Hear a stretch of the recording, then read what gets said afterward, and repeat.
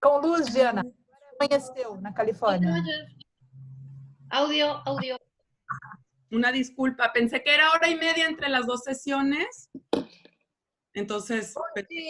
Bom dia agora. Ahora sí te vemos. Bienvenidos a todos y todas quienes están aquí.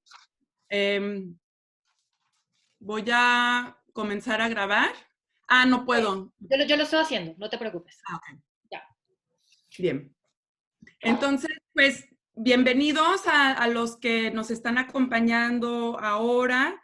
Creo que tuvimos una conversación muy rica ahorita en la primera sesión y pues me va a alegrar mucho saber pues ahora cómo seguir con este segundo enfoque que tiene más que ver con dimensiones terapéuticas, espirituales y sociales de las plantas sagradas. Y como segunda sesión tenemos a Jorgelina Reynoso, a Ligia Platero y a Vicente Torres Lezama. Desafortunadamente Sara Giza no pudo estar con nosotros hoy. Y pues cada quien va a tener 20 minutos para presentar sobre su trabajo y ya con la esperanza de tener una hora casi, más o menos, para poder platicar sobre las ponencias. Pero quisiera como pues a manera de introducción y para presentar esta mesa, creo que para Alena Caicedo, para Sala Goulart y para mí, como investigadoras que también estamos abordando diferentes aspectos de lo que ahora es el contexto transnacional en torno a las plantas sagradas, ¿no? Ahorita en la mañana estábamos escuchando de manera muy puntual sobre Uruguay, pero ahora estos presentadores nos van a dar un panorama un poco más hemisférico. Y creo que una de las cosas que tenemos que ir valorando es cuál es la importancia de estar debatiendo este tema desde América Latina y desde investigadoras e investigadores de América Latina. Creo que nuestro posicionamiento aquí es importante. Yo crecí dentro de una familia que me expuso mucho al interés que tenía la comunidad psicodélica en Estados Unidos, en Europa. Ha habido una dominación bastante fuerte, se puede decir. Ha habido un impacto algo eurocéntrico en muchas de estas conversaciones cuando las vemos de manera global, ¿no?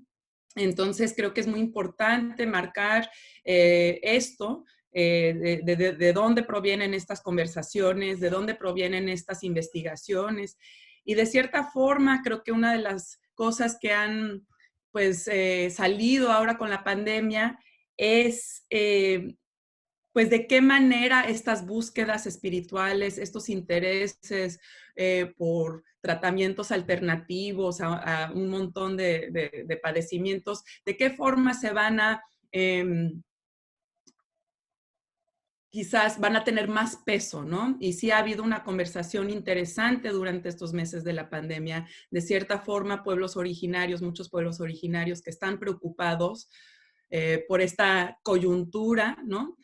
Por el hecho de que algunos buscadores siguen yendo a las comunidades o siguen buscando a los chamanes a pesar de que estemos en contingencia. Entonces hay un montón de temas que han salido en estos meses y pues sin más, quisiera abrir esta mesa y pues ir pensando, ¿no? en qué tipos de preguntas podemos ir generando en estos primeros 40 minutos, hora o primera hora de conversación. Bueno, no tenemos una secuencia, no sé si Jorgelina, Ligia o Vicente, si quisieran presentar primeramente o quién quiere ir primero.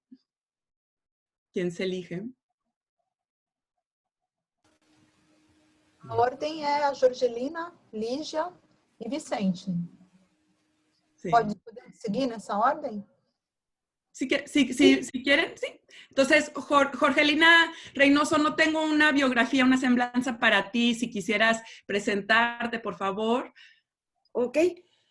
Bueno, estudié la licenciatura, la maestría y el doctorado en la Escuela Nacional de Antropología e Historia.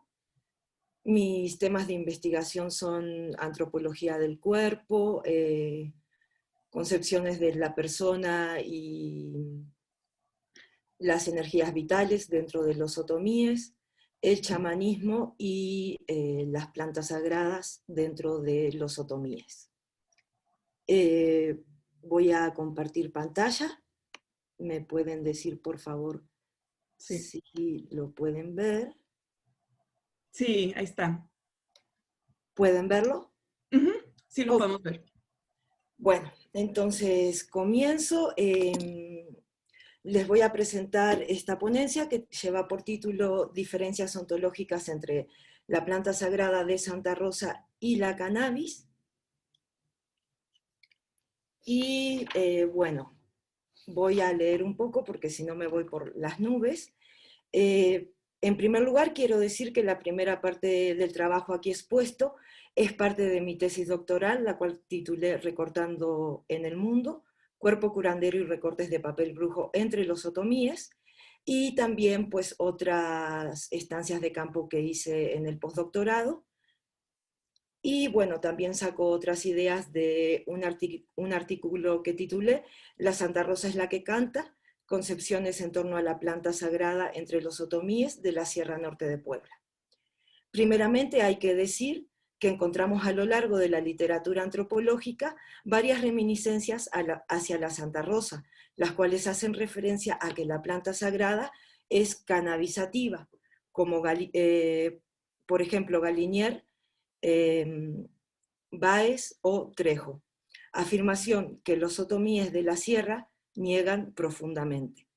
Los múltiples usos oníricos, rituales que los otomíes le dan a la planta también han sido mencionados brevemente por varios antropólogos. Y aquí encontramos la especificidad de la planta. Solamente puede ser interpretada dentro del contexto ritual otomí. Es decir, la planta que es deidad al mismo tiempo, y es planta, es deidad, es antigua y es persona, se presenta a los curanderos en los sueños y pide ser comida para poder ayudar a los otomíes a curar enfermedades que también son culturales y asesorar a los especialistas sobre las diversas patologías que atacan a las personas.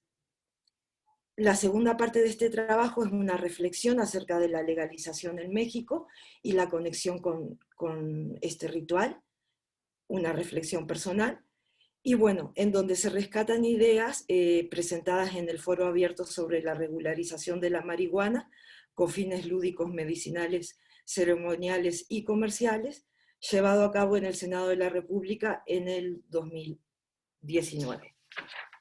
Entonces, bueno, hay que explicar qué es la Santa Rosa, en primer lugar.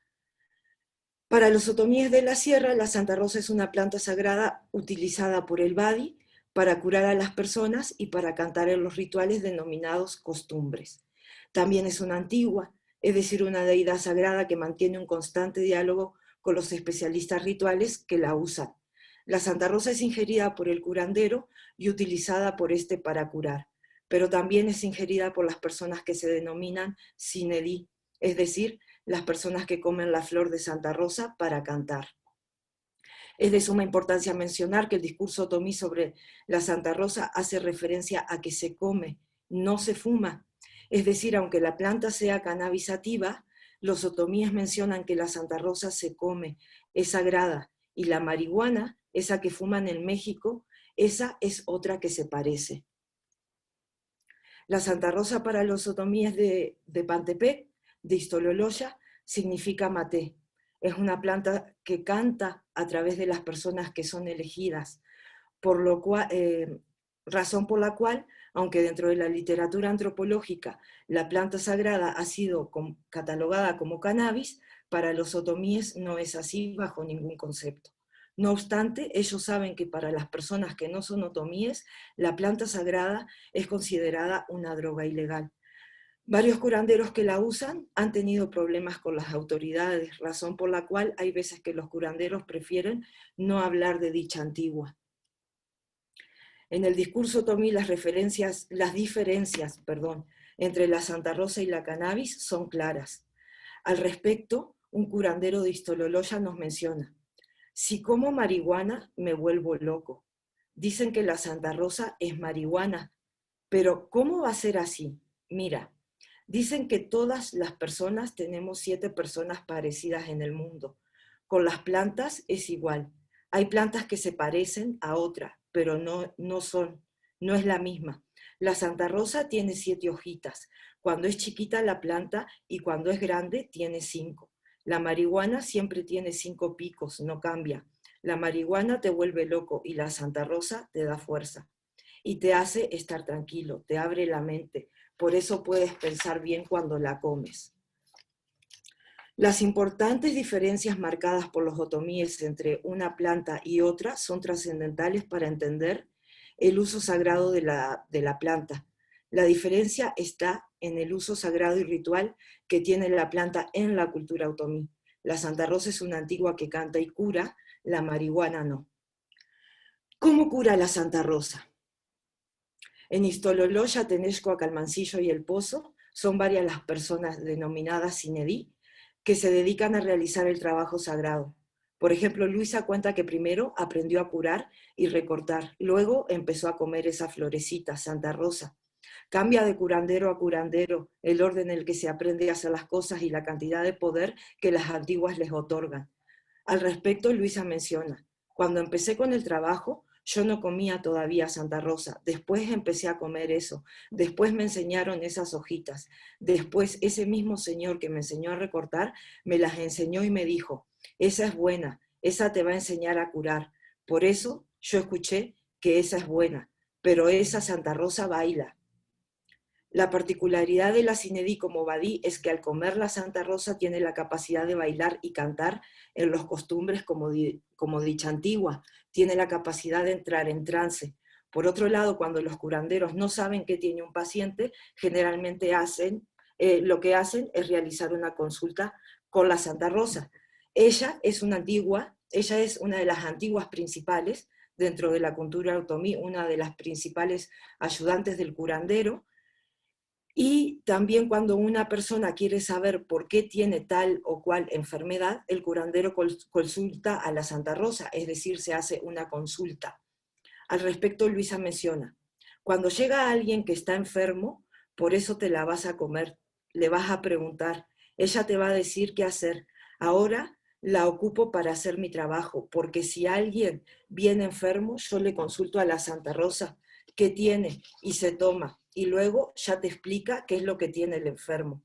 Le pedimos el favor a la Santa Rosa para que los cure. Mucha gente llega a que la cure, hasta de Mecapalapa vienen, de México también, porque dicen que el doctor no los cura. Por eso en el doctor, si lo van a operar a uno, primero hay que hacer un costumbre para la Santa Rosa, para que el enfermo no se muera en el hospital. Después de que la Sinedí comience a ingerir la planta con más frecuencia, no solo lo hacen los costumbres para entrar en trance, sino que también lo hace para quitar dolores y malestares corporales. La Santa Rosa, como dije, es una de las principales ayudantes del curandero otomí.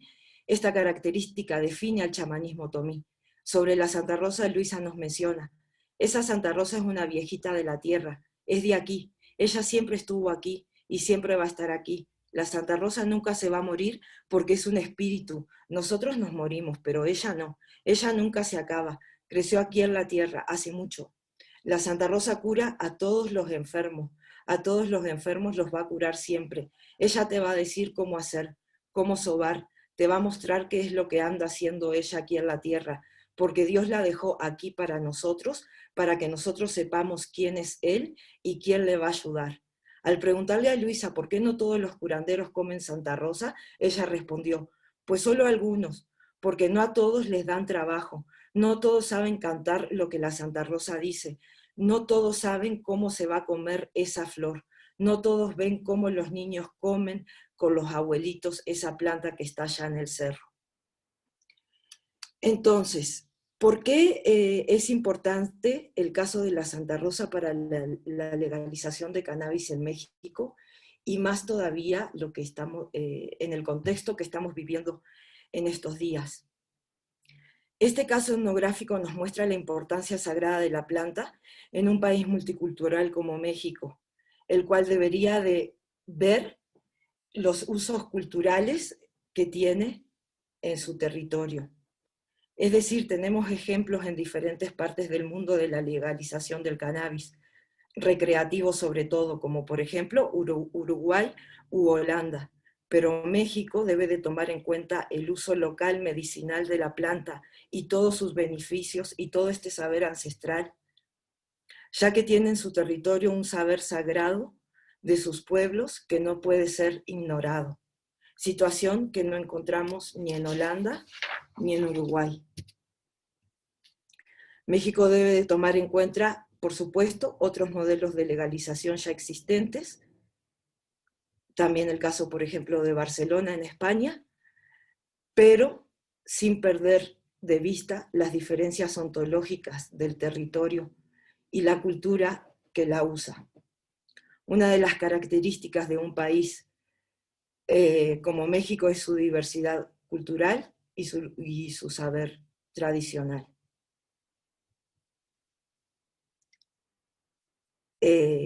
Esto debe de servir para que la legalización del cannabis no solo se quede en un plano recreativo, ni en los bolsillos de los empresarios ricos como ha pasado en otros países, sino que se trabaje en conjunto con las comunidades para brindar a los enfermos las cualidades curativas de esta planta que propone la comunidad otomí. Este saber ancestral no debe ser ignorado y su uso ritual es muy importante para la salud. Si se toma en cuenta la legalización, si se toma esto en cuenta, este contexto cultural para la legalización, podríamos encontrar un sentido social y no solamente económico, como ha pasado en otros países. A su vez, si tomamos en cuenta el uso cultural de la planta, podría otorgarse a las personas que la usan para curar un permiso de cultivo y portación de la planta, y ya así no serían perseguidos por la policía como ha pasado hasta ahora. Otra característica a tomar en cuenta sería que México es productor de cannabis, cosa que Uruguay no. Esto hace que encontremos a lo largo de todo su territorio una variedad importante de semillas.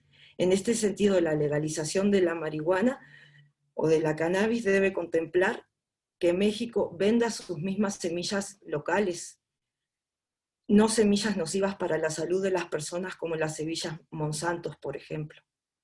Y esto también incluiría a las comunidades en la economía de la legalización del cannabis. Son muchas más las características ontológicas que México debe de tomar en cuenta. Aquí planteamos solo algunas con el objetivo de pensar cómo la legalización podría ir más allá de la recreación y de los intereses de los millonarios que mueven el mundo, cómo se podría beneficiar o por lo menos dejar de estigmatizar el uso de la planta en la medicina tradicional mexicana, en donde los curanderos siguen siendo perseguidos. A modo de conclusión, quiero decir que gracias a su forma de comunicación que tiene la planta con los curanderos, y gracias a que su forma de comunicación es la narración oral de un modo de vivir, porque la planta se comunica a través del cuerpo de los curanderos, cuentan los otomíes que la Santa Rosa tiene la capacidad de hablar y de cantar. Podemos decir que la ritualidad otomí tiene como aspectos principales a los curanderos y a las personas que comen la flor. Hay que aclarar que el trabajo ritual otomí es previamente soñado, no tiene nada que ver con lo New Age. Es decir, durante los sueños se le presenta la Santa Rosa a los especialistas rituales y pide ser comida. Si la planta sagrada, que es simultáneamente planta antigua, abuelita de la tierra y madre de todos los otomíes, se saca de su contexto ontológico y ritual cultural, inmediatamente deja de ser Santa Rosa. Y bueno, por mi parte, esto sería todo. Muchas gracias. Voy a dejar de compartir pantalla. Muchas gracias, Jorgelina, por esa presentación tan interesante que creo que nos da otro estudio de caso interesante para ir platicando. Quisiera ahora presentar a Ligia Platero, que posee una formación interdisciplinaria. Es licenciada en Historia en la Universidad de Sao Paulo, maestra en Estudios Latinoamericanos por la Universidad Nacional Autónoma de México, UNAM, y doctora en Ciencias Humanas con énfasis en Antropología por la Universidad Federal de Río de Janeiro. En 2018 defendió la tesis Reinvenciones Daimistas, una etnografía sobre la alianza entre una iglesia del Santo Daime y el pueblo indígena Yawanawano. Actualmente realiza postdoctorado en el programa de posgrado en Justicia y Seguridad de la Universidad Federal Fluminense. Hace parte del Núcleo de Estudios en Psicoactivos y Cultura y del Núcleo de Estudios Interdisciplinares sobre Psicoactivos. Muchas gracias, Ligia, por estar aquí con nosotros.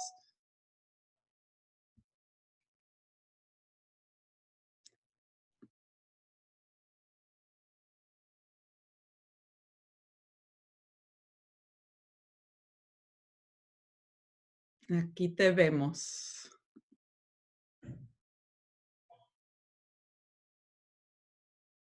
Y aquí recordamos que estamos en Portuñol, en estas sesiones. A ver, Ligia, ¿te escucha? Ya. Ahora sí, ¿me escucha? Sí. Perdón, yo estaba intentando compartir mi pantalla. Sí. Bueno, muchísimas gracias a todos y a todas, a las organizadoras del evento. Muchas gracias por recibirme aquí. Bueno, como Diana ya me ha presentado, yo he tenido una experiencia de investigación en México, entonces para mí es una gran oportunidad para hablar el español y conocer nuevos investigadores y investigadoras con investigaciones súper increíbles, entonces estoy muy feliz por estar aquí con ustedes. Me gustaría compartir mi pantalla. En aquel momento yo intenté compartir, ¿funcionó? Sí, funcionó. Ah, ¿funciona? Sí, funcionó. Ok, entonces voy a compartir aquí.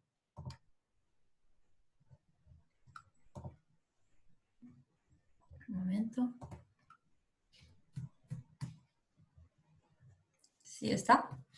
Sí. Hay que regresar al principio, un momento.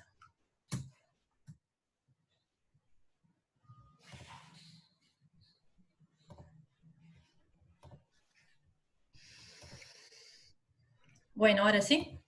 Ahora sí. Entonces, muchísimas gracias a todos y a todas. Esta presentación son reflexiones a partir de mi investigación de doctorado, que es acerca de los cambios y mudanzas culturales entre los adeptos del Santo Daime y el pueblo indígena Yawanawá a partir entonces de su alianza. Esta ponencia yo la llamé em português o rapé dos índios no Santo Daime, traduções equívocas e controles sociais informais.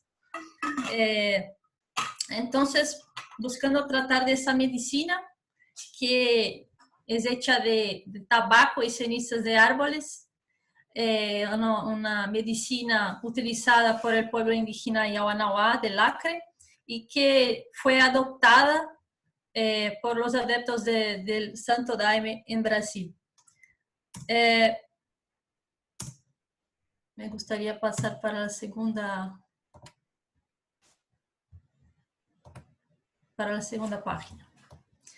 Quería primeramente hacer una contextualización del Santo Daime, que es una religión ayahuasquera brasileña, una religión sincrética, y su uso ritual está centrado en la utilización de la ayahuasca como planta maestra y es una planta que fue rebautizada como Daime, ¿no? Y incluso Sandra Goulart hizo una investigación hablando de la formación de esa religión ayahuasquera en Brasil en la década de 30 y que fue expandida y a partir de Cisiones fue expandida para Brasil a partir de la década de 80 y para otras partes del mundo. En mi investigación de doctorado, yo hice un trabajo de campo en una iglesia urbana en Rio de Janeiro. Hice 2 años de trabajo de campo y acompañando los rituales interculturales y interétnicos juntamente al pueblo indígena Yawanawá, que empezó a hacer rituales, viajes y rituales en centros urbanos como Rio de Janeiro, São Paulo y Brasilia a partir de los años 2009. Esta imagen nomás para presentarles dónde está ubicada su tierra indígena, la tierra indígena Rio Gregório, en Acre, es el estado de Acre en Brasil. Y como he dicho, desde los años 2000, sobre todo a partir de 2009, los Yawanawá empezaron a hacer viajes para ciudades y también empezaron a recibir turistas ayahuasqueros para sus festividades. Entonces, primeramente me gustaría contextualizar qué es esta alianza entre esta iglesia urbana de Rio de Janeiro y el pueblo indígena Yawanawá, y está basada entonces en cambios de visitas, en rituales interculturales, donde son cantados himnos del Santo Daime, sus músicas sagradas, y también los saitis Yawanawá, y hay cambios de objetos, cambios en diferentes regímenes de valor. A partir de estas relaciones de alianza, los Yawanawá acaban capturando, de una manera, agenciando esos blancos para participar en proyectos económicos.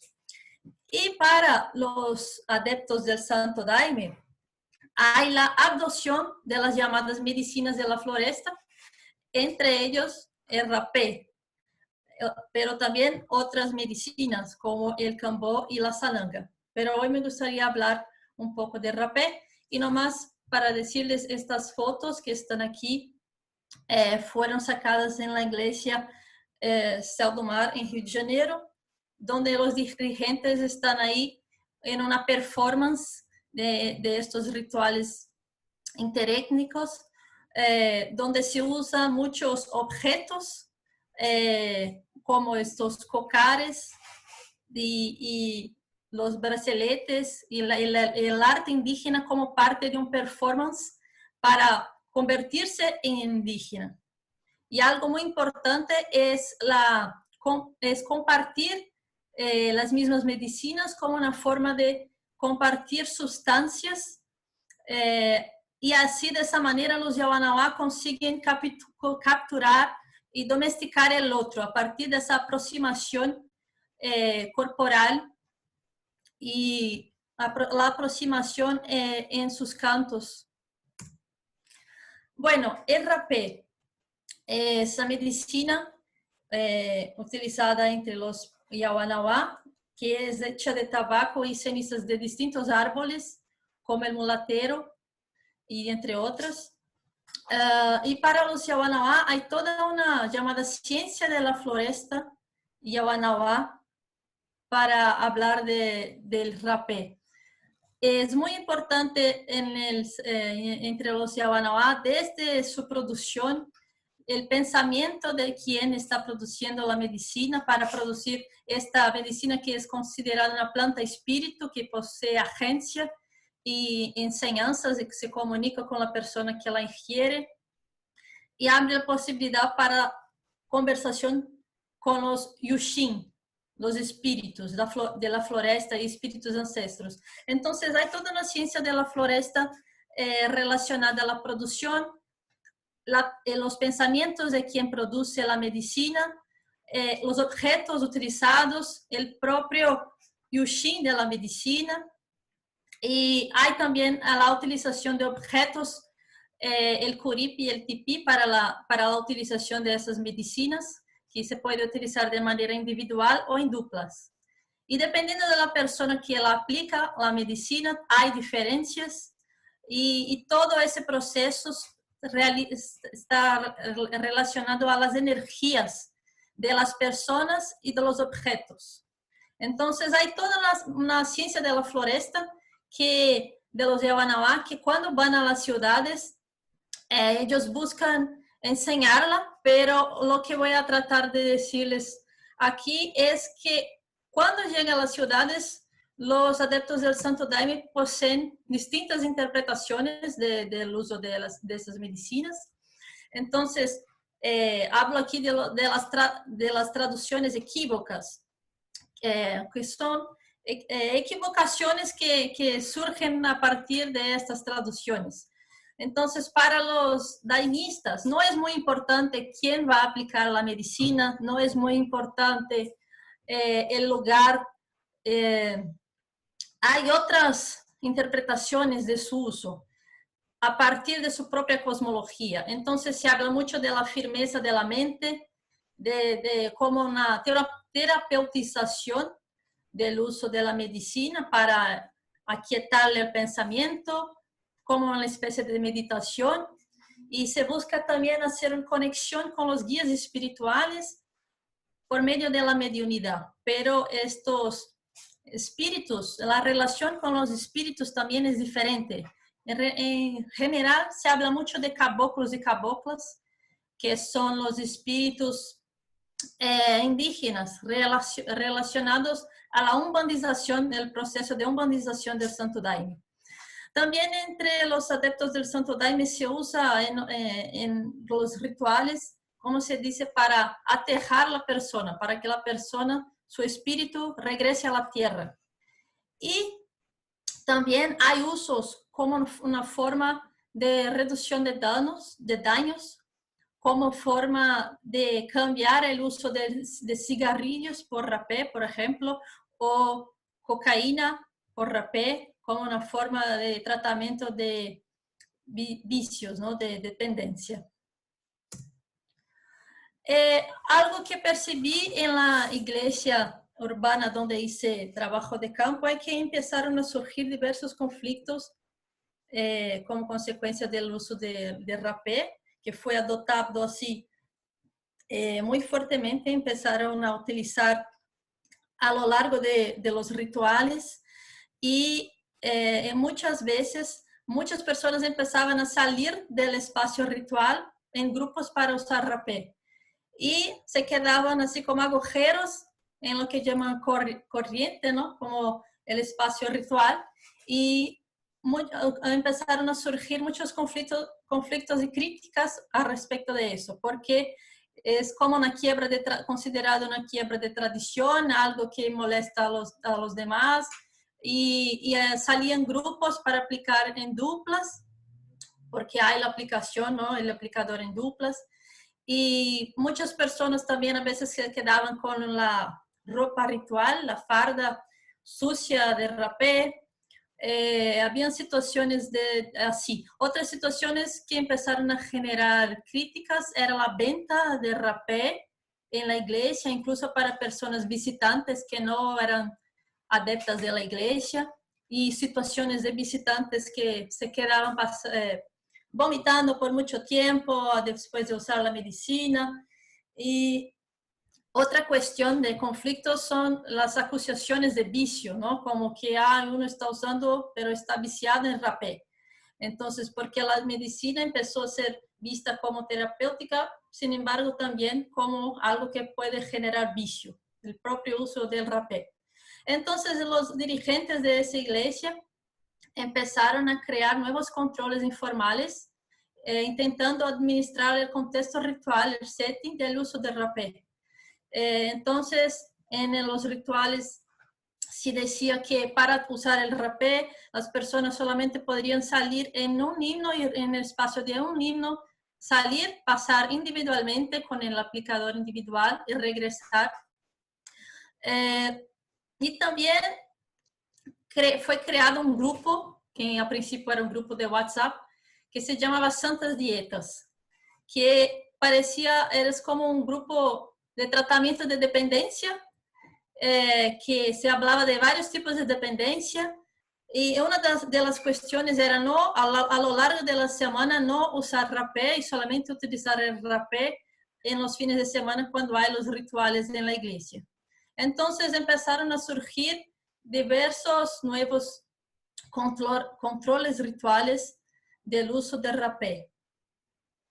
Algo muy interesante que no he dicho es que una vez yo hice una entrevista con Padrinho Alfredo, que es una gran lideranza del Santo Daime, expansionista actualmente, y él ha dicho que antes de la llegada de los Yawanawá y de los otros pueblos indígenas, como los Achaninka y los Juniquín en las ciudades, ellos ya utilizaban el rapé, pero era un rapé distinto. Incluso el padrino Sebastián utilizaba un rapé distinto que no tenía cenizas de árboles, tenía hierbas y era utilizada sin los aplicadores y nomás aspirado para dar fuerza en el trabajo en el campo y para tratar de enfermedades nasales.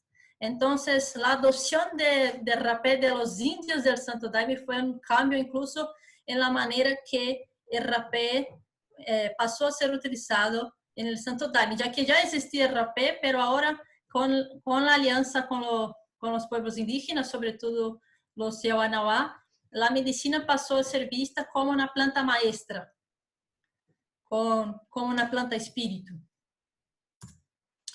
Y para hablar unas reflexiones finales, la adopción del rapé hace parte de un proceso de reinvención de la tradición del Santo Daime en esta iglesia como consecuencia de la alianza con el pueblo indígena Yawanawá. Y existe esa performance ritual de convertirse en indígena, como una forma de convertirse en pariente de los Yawanawá. Ser aliado también tiene esa connotación de ser pariente. Y en estos rituales los Yawanawá vienen capturando personas que son agenciadas para trabajar, ayudarles en proyectos económicos, sea de venta de arte indígena en las ciudades o en otro tipo de proyecto económico que pueda surgir. Bueno, para finalizar, veo que como efectos políticos de esta alianza y del uso del rapé, se ve en los indígenas como origen de la religión del Santo Daime. Entonces hubo una transformación en la forma de ver su propia historia, la historia del Santo Daime, y hay el fortalecimiento político de los pueblos indígenas en medio a la red ayahuasquera brasileña y eso también tiene su consecuencia en otros países, ¿no? Ya que hay toda esa cuestión de la expansión del Santo Daime en el mundo y también de los Yawanawá, que hacen también sus viajes en comitivas para otros países como Estados Unidos, México y otros en Europa. Bueno, aquí me quedo. Muchas gracias por la oportunidad y ojalá sigamos cambiando informaciones y muchas gracias. Muchas gracias, Ligia. Súper interesante la presentación. Vamos a seguir platicando en cuanto terminemos con nuestro último ponente, Vicente Torres Lezama. Bienvenido. Vicente Torres es antropólogo quechua, maestro y doctor en antropología social por la Universidad Iberoamericana de México. Entonces, todos han pasado por México, que se me hace interesante en sí. Dice algo de los centros de estudio.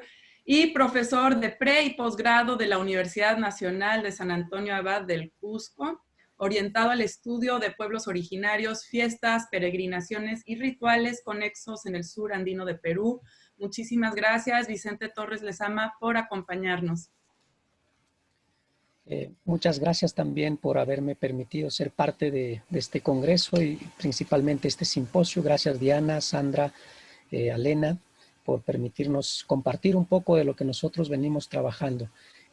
No sé si se puede visualizar ya la pantalla que estoy compartiendo. Y se ve. Muchas gracias.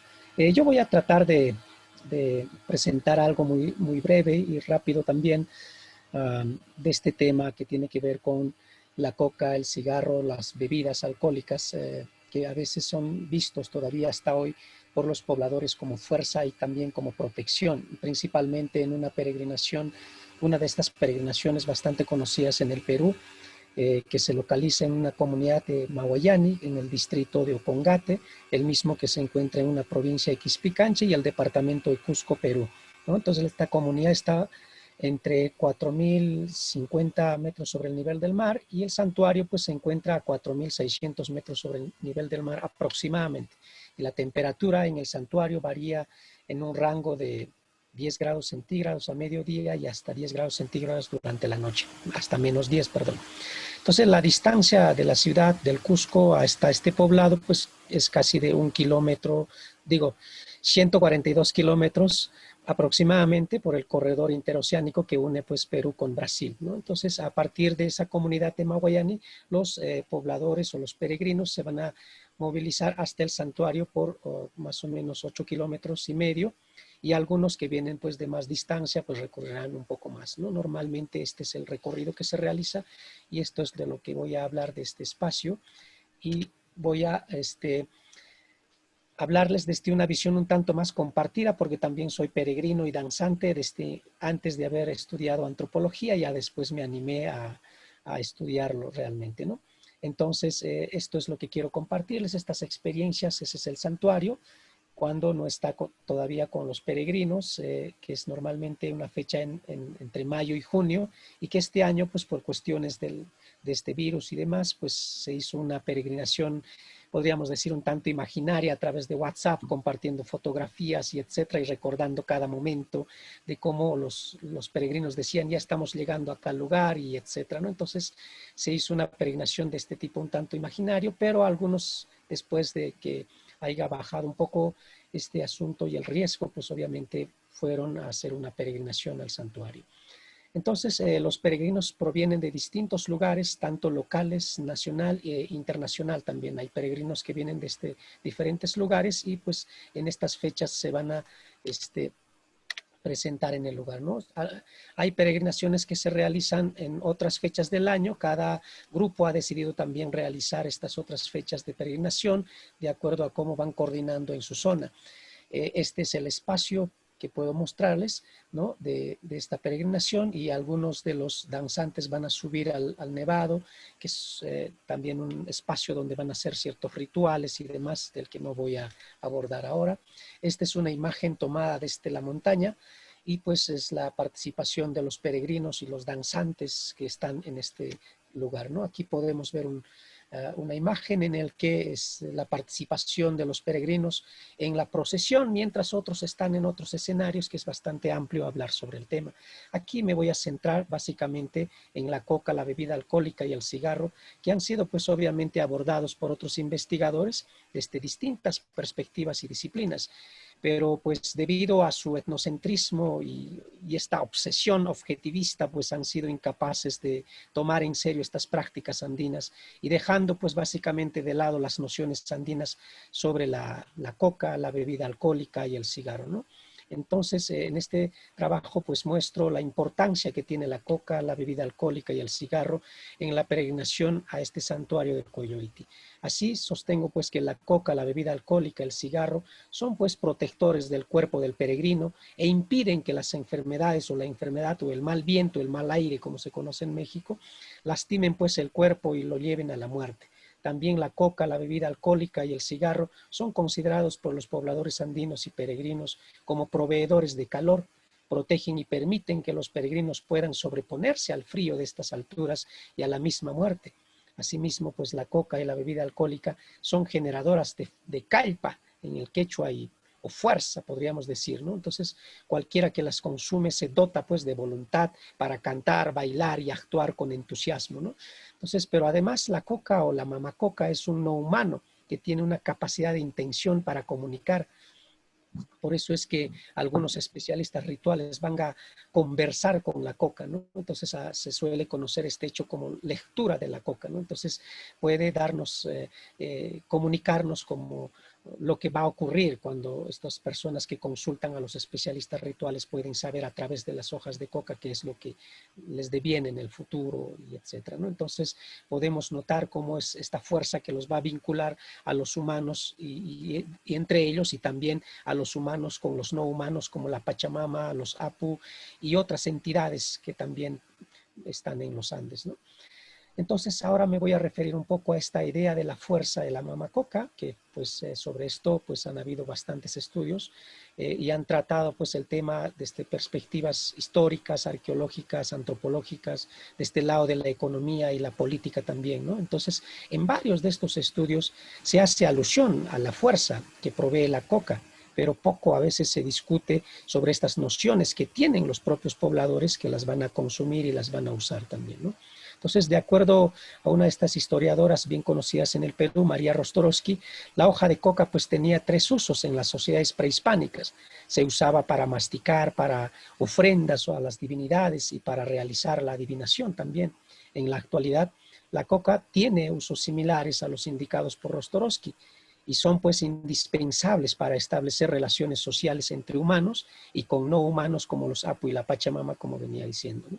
Entonces, durante el mes de febrero y agosto, principalmente los pobladores andinos ofrecen, ¿no?, el jaihuacuy o el alcance, esta ofrenda como se suele llamar, ¿no? Entonces, a los Apus y la Pachamama para precisamente garantizar su bienestar, ¿no?, su salud y la tranquilidad, ¿no? A este hecho pues se conoce como jaipachi o servir.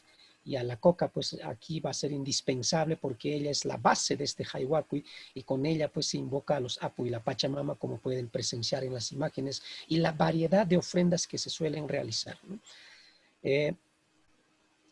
Entonces podemos ver cómo que muchos de los cronistas, por ejemplo, que han tomado en cuenta la coca, han hecho alusión a esta fuerza o caipa que proveía la coca a los andinos, ¿no? Y que fueron registrados, por ejemplo, por el cronista José de Acosta, por Juan Matienzo, por Bernabé Cobo, por el Inca Garcilaso de la Vega, ¿no?, quienes van a sostener que este consumo de la coca entre los aborígenes pues les proveía de fuerza y les mantenía dispuestos para el trabajo, además de que les llenaba de alegría. La coca era usada también para aplacar múltiples enfermedades, como para combatir el frío o generar el calor, ¿no? Así la fuerza que dicen que les proveía la coca a los aborígenes resultó pues de difícil entendimiento para los cronistas de esta época, ¿no? Los más cercano era acusar a ellos de supersticiosos y fieles del demonio.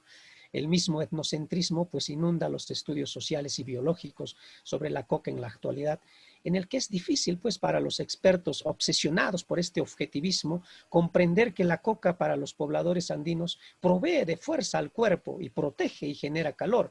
Peor aún, se la sataniza como droga, ¿no?, sin importar estas nociones y valores que tiene para los pobladores andinos desde tiempos ancestrales, ¿no? Y esta es quizá la línea en la que se sigue hasta ahora, tratando de erradicar los cultivos de coca y demás, sin considerar precisamente estas perspectivas e importancia que tiene para la vida también para los pobladores andinos, ¿no? Entonces, tanto en la visión de los cronistas como el de los expertos de la actualidad, pues la noción que tienen los campesinos sobre la importancia de la coca es reducida a mera creencia. Pero a pesar de ello, los campesinos siguen considerando la hoja de coca como proveedora de fuerza. En términos de Martín Holbrook, podríamos decir, el problema no es del poblador andino, porque para ellos la coca seguirá siendo proveedora de fuerza. El problema es del experto que reduce esto a mera creencia, basado en una epistemología dominante que ignora e invisibiliza toda práctica o saber que no está pues producido de acuerdo a estas metodologías aceptadas, ¿no?, que suele imponerse de alguna manera. Entonces, durante, por ejemplo, mi trabajo de campo en el 2012, en una de estas provincias que es el Paucartambo, conversé con 2 danzantes que son danzantes Huayrichunchu, ¿no? Aquel entonces pues ambos eran jefes de su cuadrilla de danza, ¿no? Y cuando había preguntado por estas palabras o frases que utilizaban durante la peregrinación, pues me contaron en ese momento sobre lo que importaba la coca, ¿no? Y nos decían estos danzantes Huayris, ¿no? Ahora me dicen los Huayris que ahora vamos, pues en estos tiempos con estas costumbres que tenemos actualmente, le decimos Mamanchi Santísima María Ñakarip Unchaipi, Jalpaikusjanta Jalpaikusu, ¿no? Quiere decir, masquemos la coca, lo que aquel día nuestra Madre Santísima María mascó en el día de la crucifixión, ¿no? Eso decimos, me dicen, ¿no? O sea, decimos de la coca porque la historia de la coca es pues cuando la Virgen María, viendo a sus hijos que lo estaban crucificando, había pues agarrado unas hojas de coca y se había metido en la boca. Por eso esa hoja es sagrada, para soportar el dolor o algunas cosas que había sentido en ese momento, ¿no? Eso es lo que me decían los peregrinos, ¿no? Entonces, un relato similar también, pues, Catherine Allen va a recoger en este poblado de Sonco en la década de los 70, y esto es algo que yo recojo recientemente, ¿no? Que van a contar que los pobladores de Sonco, que hacen la jalpa o la masticación de coca, fue pues inventada básicamente cuando la Santísima María, nuestra Madre, perdió a su hijo, deambulando, desorientada por su dolor, ¿no? Cogió distraídamente unas hojas de coca, las masticó y descubrió que aliviaban su dolor, ¿no? Entonces, del mismo modo, otros investigadores que han trabajado el tema también han sostenido en esa línea, ¿no? Entonces, en la perspectiva de los danzantes y en estos testimonios recogidos por Allen y por otros investigadores también, no solo los humanos pues hacen la jalpa o mastican la coca para calmar su dolor y dotarse de fuerza, sino también la Virgen María, ¿no? Ella usó la coca para soportar el dolor que sentía por la muerte de su hijo, pero además dicen que le había aumentado de tamaño, ¿no? Así me cuenta pues otro de los ex danzantes durante el 2016 y me dice lo siguiente, ¿no? La Virgen también pichó la coca, dice, masticó la coca, ¿no? En esta coca hay pues eso que aumentó la Virgen, me empieza a mostrar la hoja, ¿no? Y me dice, ahí está pues esas rayitas, ¿no? Se refiere a los nervios de la hoja de coca, ¿no? Es lo que aumentó la Virgen María, o sea, el pichar o al pichar, ¿no? Al masticarla, como era muy pequeña nomás, me dice, ¿no? La coca pues y entonces ella sintió la necesidad de aumentarlo, ¿no? Entonces que sea más grandecito, dijo, diciendo, pues lo aumentó la Virgen María. La coca es calpa, porque cuando masticas la coca tienes más fuerza, más aliento para trabajar, para caminar, para todo, dice, ¿no? Entonces en la peregrinación lo usamos más para el camino, para la fuerza. El trago también es fuerza, porque tomas un poquito y que te da fuerza y te marea y sigues adelante, ¿no? Cuando estás mareadito ya no tienes miedo de caminar, ya no tienes miedo de trabajar. Y igual el cigarro es un jamasaire, dice, ¿no? Que para los peregrinos que utilizan este término para referirse al cigarro, que es más bien el que va a ahuyentar los malos vientos, por ejemplo, ¿no? Entonces, no solo pues los humanos van a pichar o masticar la hoja de coca, sino también pues como vemos ya las divinidades como la Virgen María, por ejemplo, un poco vinculando con el cristianismo, ¿no? Ya puede incluso masticar la hoja de coca, además ha tenido la capacidad de poder modificarla. Este hecho también pues se da con este jalpachi o ofrenda que se les ofrece a los Apu y la Pachamama, entidades no humanas antropomórficas que constantemente son invocadas pues por los pobladores con quintus de coca, que son una cantidad de hojas de coca que pueden tomar los pobladores o los peregrinos, ¿no? Para proteger su viaje o bendecir su actividad. Además, el testimonio pues, de estos danzantes se asemeja pues, a las citas de los cronistas en lo referente a esta fuerza que provee la coca y el trago, ¿no? Consecuentemente, hay una pues, continuidad en lo que respecta a la fuerza que provee la coca y la bebida alcohólica. Cuando pregunté a los peregrinos, ¿para qué era buena la coca? Me respondían en breve, es para el cansancio, para seguir caminando. Así la coca pues permite aplacar el dolor, reanimar la fuerza de los humanos y no humanos, en este caso los Apu, la Pachamama, incluso la Virgen María, ¿no? Y por esta razón pues es conocida con distintos nombres. Algunos lo conocen como Chañamama, o sea, Pichu, Mamachachtantan, como el pan de la mamita, o Comertanta, o el pan verde, ¿no? Entonces estas son como las nociones que tienen los peregrinos sobre esta cuestión de la coca y la fuerza. No quiero ahora pasar un poco, hay mucho más que podría sostener sobre este punto, pero por el tiempo voy a pasar un poquito a esta idea de las bebidas alcohólicas. De esta misma manera, como se ha considerado también las hojas de coca como fuerza desde tiempos ancestrales hasta ahora, también pues en el caso de las bebidas alcohólicas se las considera del mismo modo, ¿no?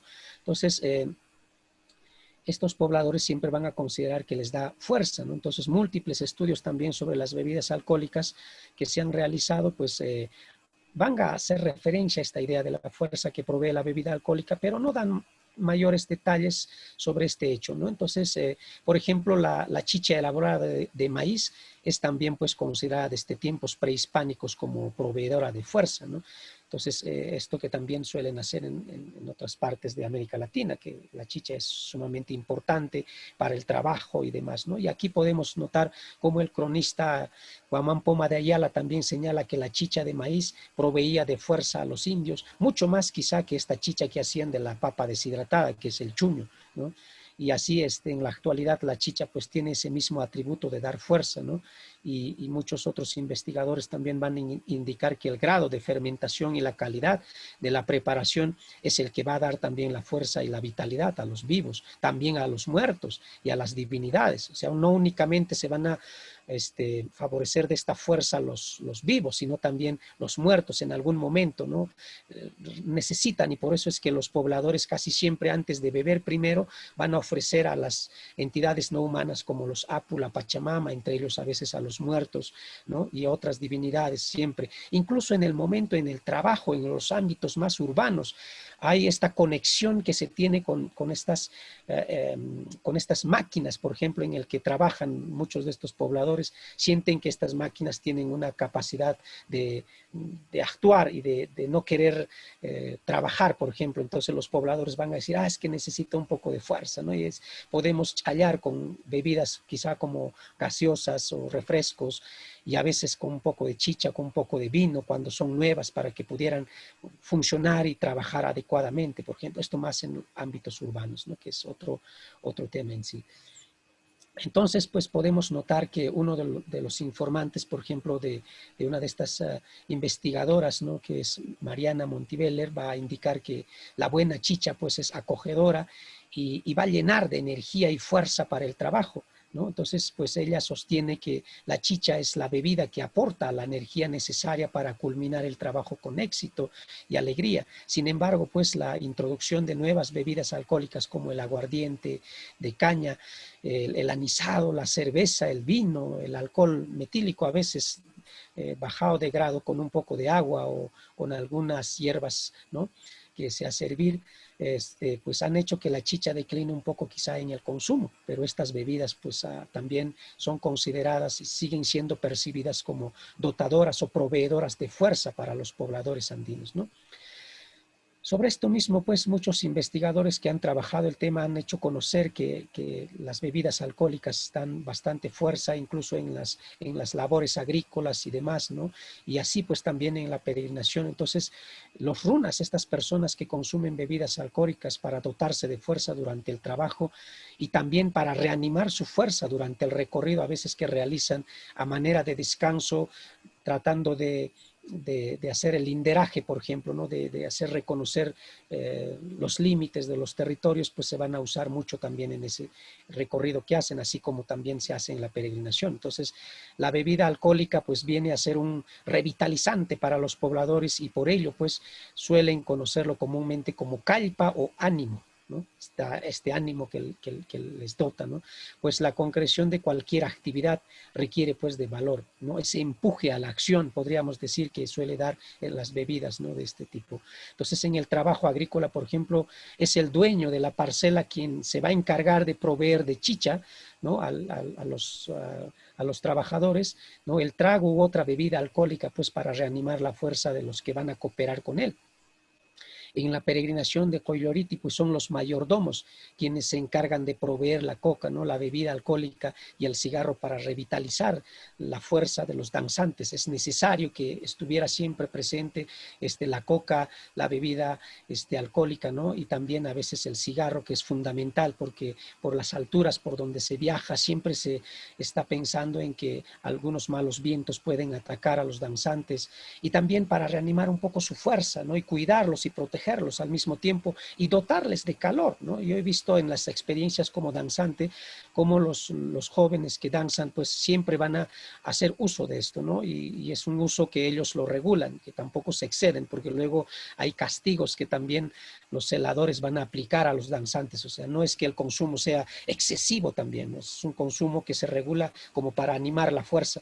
Pero no solo queda ahí, a veces se considera y se plantea que la bebida alcohólica pues suelta la lengua también de quienes van a querer dialogar. En una de estas reuniones que tenía con los peregrinos, se reunieron todos ellos y dijeron, vamos a darnos fuerza, ¿no? Y fueron a beber un poco para que pudieran dialogar con mayor voluntad, con más fuerza, ¿no? Y entonces podemos notar cómo la bebida alcohólica a veces también va a soltar la lengua de los peregrinos, ¿no? En algún momento uno de estos celadores también nos ofreció chicha caliente para ir durante la noche a alcanzar a los otros danzantes que venían por la lomada, y pues nos decía, se llama castellanito peruano, ¿no? Castellanito peruano en ese sentido también de cómo te puede permitir hablar, ¿no? De alguna otra manera y dotarte de fuerza para poder continuar el viaje, ¿no? Entonces, son estas maneras de cómo los peregrinos a veces se protegen. Una de estas experiencias que tuvimos fue de hace algunos años atrás, en el que uno de los danzantes joven, adolescente, él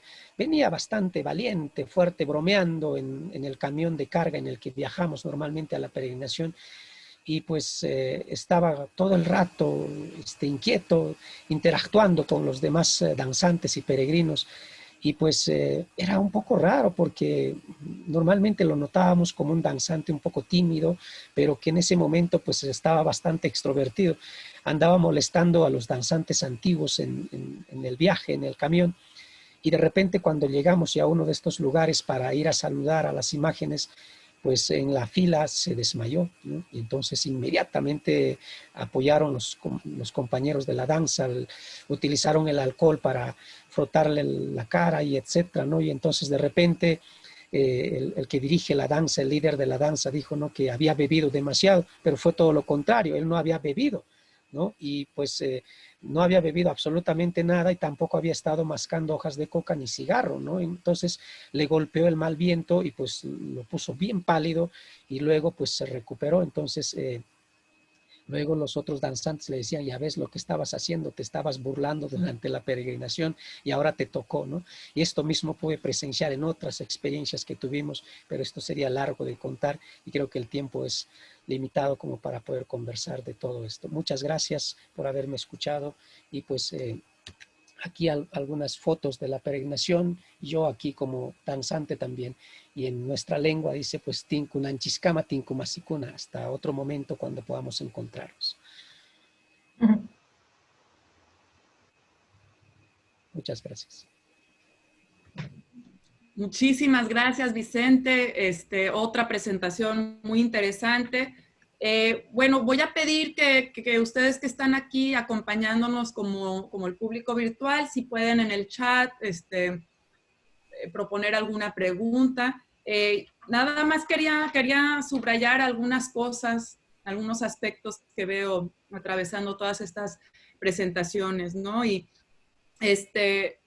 pues una de las cosas que vemos muy interesante es, de cierta forma, aparece lo que se podría resumir como una oposición ontológica, o se ven oposiciones ontológicas a través de los diferentes actores y tipos de usos, ¿no? Y cada uno de ustedes presentó un caso diferente. Y estas oposiciones tienen el peligro de transformarse también en reducciones. Entonces, por ejemplo, a mí me llamó mucho la atención ahorita en esta presentación de Vicente Torres, ¿no? Yo que trabajo más del lado de México, del pueblo wixárika, hay un enfoque desde el lado como científico y popular de siempre pensar en el peyote como la planta que se utiliza, ¿no?, dentro de la ritualidad wixárika.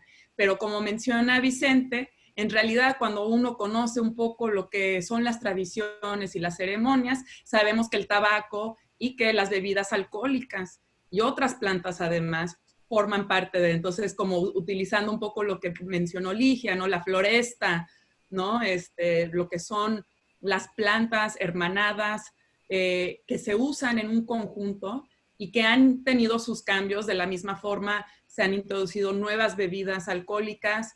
En algunos casos ya estamos hablando de cervezas comerciales, ¿no? Y hay todo un debate ahí, ¿no?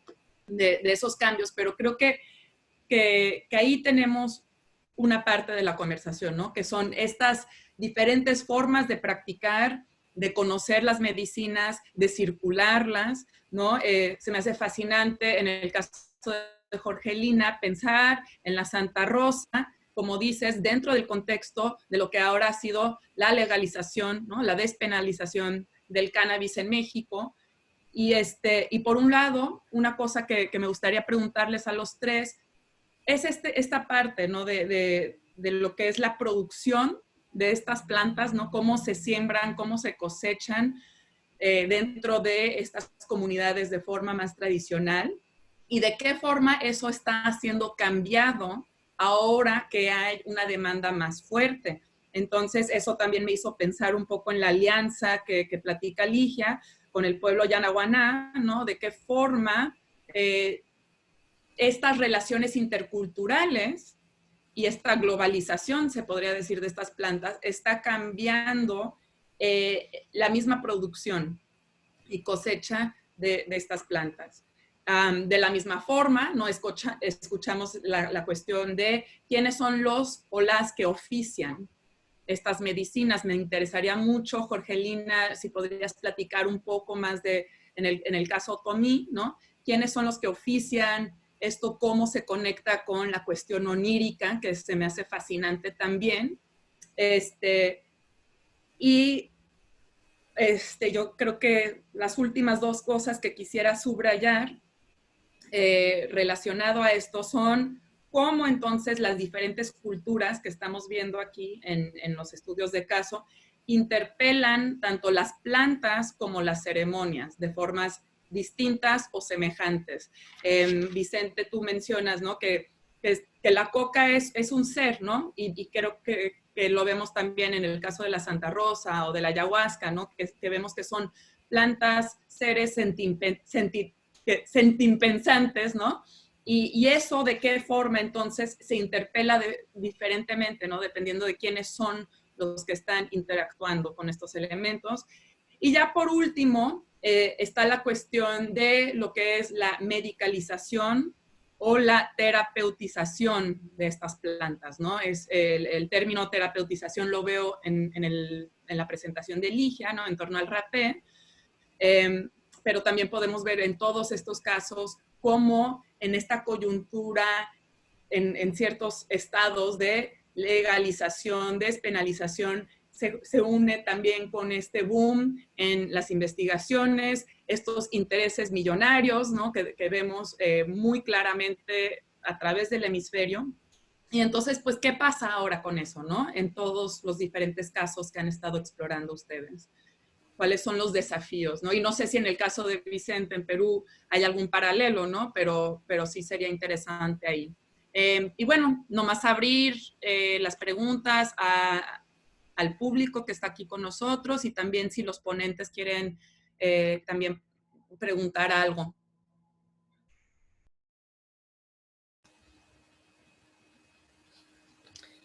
Eu quero perguntar e fazer algumas observações. Posso começar? Estão me ouvindo? Bom, parabéns, né, aos apresentadores, aos ponentes, né?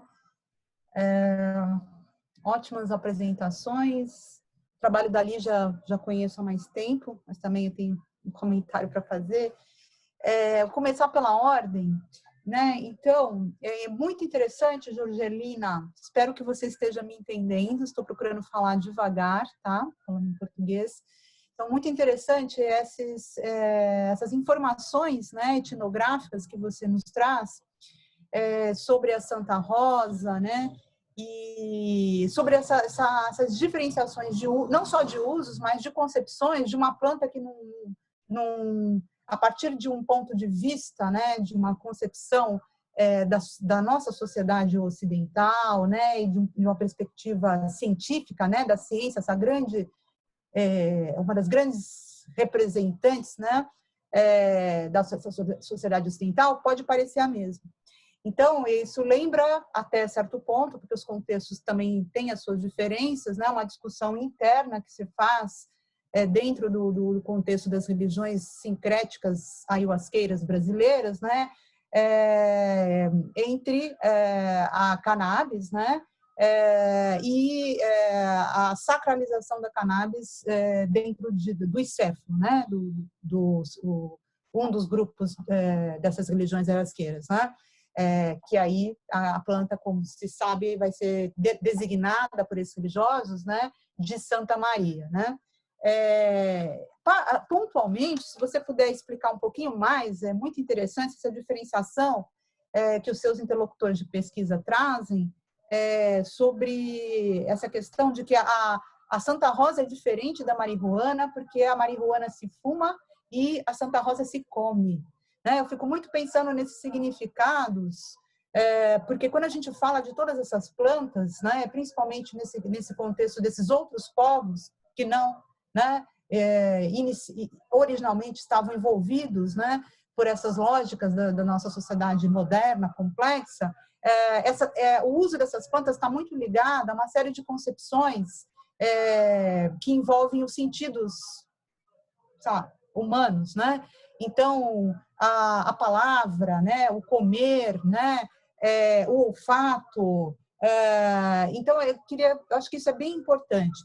E barulho aqui, desculpa. E aí, eu acho que a sua apresentação, ela traz para a nossa discussão do simpósio, ela é bem importante, assim como outras, mas porque ela se liga a um tema, né, que é fundamental aqui no nosso simpósio, na proposta desse simpósio dentro da ALA, né, que é a Associação Latino-Americana, que é essa questão da gente pensar, que aí já fazendo link para as discussões finais de amanhã, né, a gente pensar aqui, não que a gente vá propor, né, para o mundo isso, mas pensando, como somos pesquisadores que há muito tempo nos detemos sobre essas temáticas, essas questões, e todos aqui, né, de diferentes formas, mas temos um ponto em comum, pelo menos, de sermos antiproibicionistas, né, quer dizer, de nos colocarmos contra modelos regulatórios de plantas, substâncias, né, derivados feitos dessas plantas que sejam puramente repressivos, né, mas há aí em aberto toda uma discussão de que novos modelos regulatórios, né, que seriam interessantes de se pensar para essas diversas plantas. E aí você traz essa reflexão a partir do seu cenário de pesquisa e do México, né, e mostrando as diferenças. A diferença do Uruguai é diferente do México, é diferente do Brasil, né, mostrando mas de qualquer forma a importância para a gente olhar para os contextos, vamos dizer assim, a palavra tradicional tem toda uma polêmica, né, mas vamos, por enquanto, chamar, né, os contextos, você fala em ancestrais, né, ou originários, ou tradicionais, de uso dessas substâncias, no caso do México, né, então levar isso em consideração, né, o Vicente traz essa reflexão das outras epistemologias desses outros povos, né, que chegaram ao longo do tempo até nós, né, através da escrita dos ocidentais, primeiros cronistas, né, enfim, então já chegam, né, a partir desses processos de tradução. Mas a importância da gente levar isso em consideração, as suas lógicas, né? Então, de repente, no México, que acabou de legalizar o uso recreativo, científico, terapêutico, né? Medicinal da cannabis, quer dizer, um grande avanço, né? Mas você coloca essa questão, né? Que, para, de repente, vários povos ligados, né? A tradição de uso da Santa Rosa, que na concepção dessas pessoas, né? Não é a mesma coisa que a cannabis, não é de fato. Assim como para integrantes das religiões sincréticas, não indígenas, né, ayahuasqueiras no Brasil, né, a ayahuasca ou daime ou vegetal não é uma droga, né, assim, completamente distinguida de algo de uma concepção de droga. Então eles colocam aí essa questão de, sabe, para nós não é um uso recreativo, né, que deve ser salientado, né, mas é um uso terapêutico. E um tipo de terapia, né, um tipo de terapia, né, de questão de saúde e doença, né, um tipo de ideia de medicina muito diferente das noções de medicina, né, e de terapia da ciência ocidental. Inclusive, essa é uma questão que foi colocado ao final da apresentação da primeira sessão, mais particularmente pelo Ismael, né, quando ele refletia e que tem a ver com a sessão de hoje, de agora, né, que é essa coisa das fronteiras entre as noções de terapia e espiritualidade, né, que são muito complexas, né, porque são diversas. Então, a gente usa esse termo terapêutico como se dentro do campo dos psicodélicos, da contracultura, dentro do campo da ciência ocidental e dentro de saberes tão diversos, porque a América Latina não tem nada de homogênea, né, quando a gente fala de contextos tradicionais, terapêutico pode significar diferentes coisas, né? Então, mas é importante a gente pensar realmente, é muito importante em modelos, né, em novos modelos porque a gente todos somos, né, indígenas ou não indígenas, tradicionais ou não, de qualquer modo, esse mundo, né, globalizado está dado. Todos somos agora impactados já há bastante tempo por ele. Não tem muito mais jeito, eu acho, né? Então, vamos ter que fazer um modelo, né, modelos diferentes, mas que são modelos de regulação a partir desse cenário. É importante considerar as particularidades locais, realmente, para se pensar esse modelo. No Brasil, né, com relação a cannabis, acho que essa temática, vem aí muito forte a questão, né, porque além dos grupos indígenas, há a questão no Brasil, né, dos afrodescendentes. Né? Então, a questão da legalização da cannabis tem sido mais contemporaneamente entendida pelos movimentos antiproibicionistas ligados especificamente à cannabis, né? Como também tendo que ser vista cada vez mais uma nova proposta, né, de regulação do uso da cannabis, como uma proposta que envolvam os movimentos sociais, né, antirracistas, né, e então que incluam, portanto, políticas de reparação social em relação às populações, né?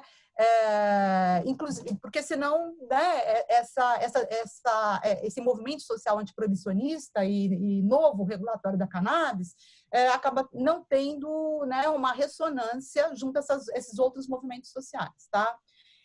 Com relação aqui na ordem, né, da Lígia, eu só quero dizer coisas, mas tem umas novidades que você falou que eu não me lembro de estar na sua tese, né, como, por exemplo, a formação, né, desse grupo que nasce inicialmente no WhatsApp, né, como é que se chamava? Peraí, grupo de Santas Dietas, né? Pô, é muito interessante todo esse processo, né? Aliás, essa entrevista que você fez com o Padrinho Alfredo, você podia ter, o Padrinho Alfredo é o Padrinho Alfredo, mas eu também poderia ter sido sua entrevistada, porque eu aprendi, quando morei no Mapiá, aprendi a fazer esse rapé de fato, né?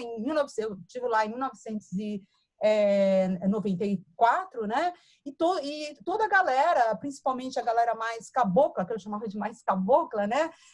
Do Mapiá, tinha essa tradição mesmo de usar esse rapé que o Padrinho Alfredo te contou, né? Então, eu até aprendi a fazer, não sei se eu sei mais fazer, quando eu cheguei em São Paulo, fazia em casa, né? Então, com um pouco de cinza de tabaco, né? Podia pôr erva doce, né? E se usava mesmo assim. Então, era uma coisa assim, chegou um ponto que eu passei lá 7 meses no Mapiá, eu achava que as pessoas estavam... a galera era viciada, sabe? Porque ficava o tempo todo assim, eles falavam que faziam bem. Para mim, eu achava que não fazia bem. Eu não me dou bem com tabaco, com rapé, com nada, né? Mas é interessante você trazer essa reflexão de que o rapé dos Yavanawá e de outros indígenas é diferente. De fato, tem diferentes tipos de rapé, inclusive, né, vários tipos de rapé que não são feitos só à base de tabaco. Não estou falando do caso dos Yavanawá e do rapé que eles dão para os Nauas, né? Para os brancos, para os daimices, mas tem também, né? Mas com certeza as misturas são outras, mas também é diferente, eu entendo, porque a gente, aí sim a gente tem uma transformação. Assim, é interessante pensar que o ICEFO, dentro do contexto das religiões ayahuasqueiras brasileiras, ele realmente, né, o grupo mais eclético, né, e isso em função, né, do seu fundador, né, o Padrinho Sebastião, que enfim, ele recebeu, né, uma série de de novos adeptos, né? E se abriu para o conhecimento, né? De uso de diversas outras plantas e substâncias, né? Então, no final dos anos 70, vieram os hippies lá para o Ceflures, para o Céfalo, né? Que trouxeram a cannabis, que depois se transformou em Santa Maria e né? Gerou bastante polêmica, né? Teve outras plantas e substâncias que também foram experimentadas, né? Por esse grupo. E agora, contemporaneamente, os atores que trazem transformações cosmológicas, criando novas regras rituais, né? E novos elementos cosmológicos, são os indígenas. Então, isso é muito interessante. Então, não é só um novo rapé, né? Mas são novos agentes, tá? O rapé também como uma planta, né? Agente, né?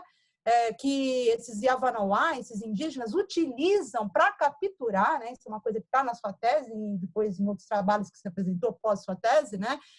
Construir novas alianças estrategicamente, né? Com esses brancos. Então, isso é realmente bem interessante. Sí, sí.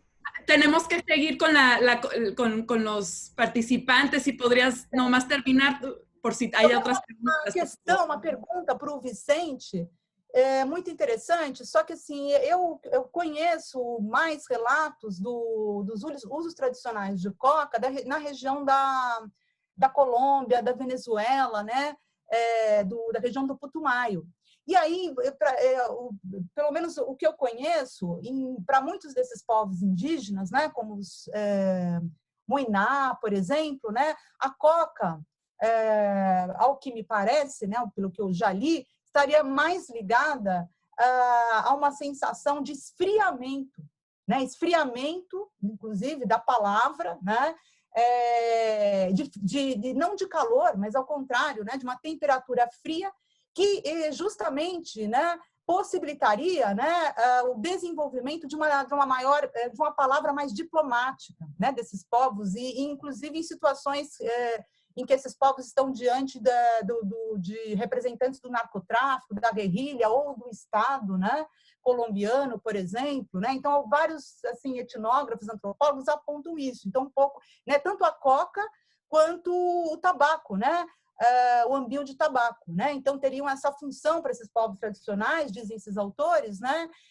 De esfriar, acalmar, né? E adoçar a palavra. Então um pouco diferente aí, né? Do que desse contexto do Peru que você nos traz. Então é isso. Desculpa aí que eu me empolguei. Pues voy a permitir, si hay otras preguntas, si las pueden escribir. Alena, no sé si vas a querer aportar alguna pregunta, pero quisiera ceder el espacio de nuevo a Jorgelina, Ligia y Vicente, porque creo que ya hay mucho que contestar.